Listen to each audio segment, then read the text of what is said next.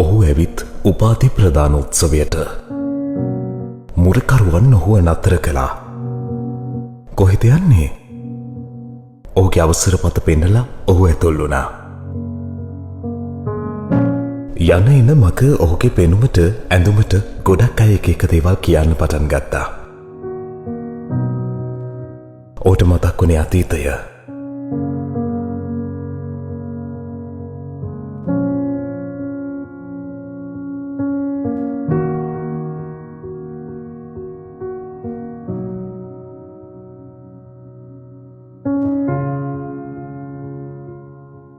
අම්මේ, ඇයි අපි පස්වල පාට උනේ? ඇයි මිනිස්සු මට අපිරිසිදුයි කියලා කියන්නේ?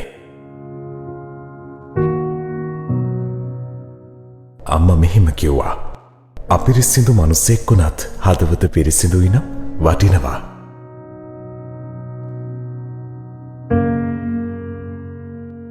ඉස්සරහට යන්න යන්න ඔහු දැක්කේ ඔහු දිහා අමුතු විදිහට බලන මිනිස්සු. එයා ඇඳගෙන ඉන්න විදිය බලන්න ගොඩක් අය එහෙම කිව්වා. ඔහු ආයෙත් අතීතයට ගියා. පරණ ඇඳුම් ඔයාට තියෙන්නේ අලුත් එකක් ගන්න බැරිද? යාළුවෝ ඉස්සර විහිළු කළ දේවල් ඔහුට මතක් වුණා.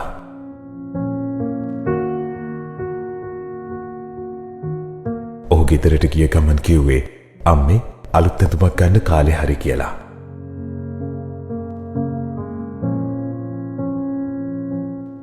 ඇයි ඔයාට උනේ අපි දුප්පත් කියලා හංගන්නද?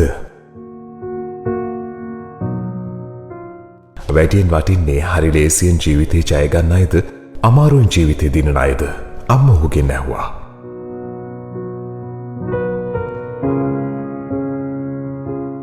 හදවතට අත තියුවා. ඒ අතීතයේ එක්ක ඔහුට කඳුලක් ආවා.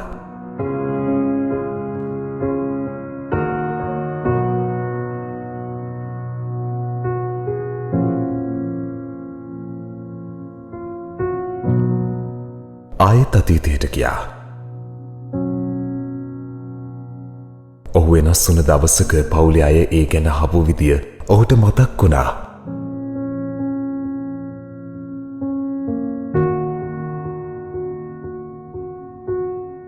අම්මා ඇහුවේ ඔයාට ඕනේ අනිත් අය වගේ වෙනස් වෙන්නද? ඔයාට ඔයා වෙන්න ඕනේ නැත්ද කියලා.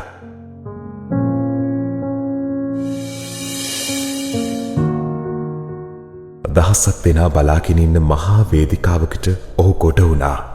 ඔහුගේ උපාධිය ලබා ගන්න.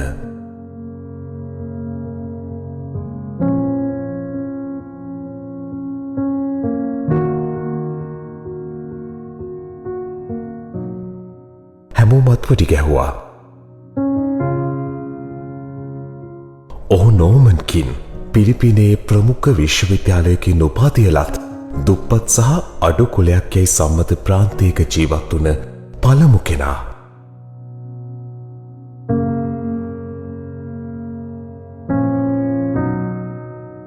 හැම වෙලාවෙම මම කැමතියි දැන් මම වෙන්න.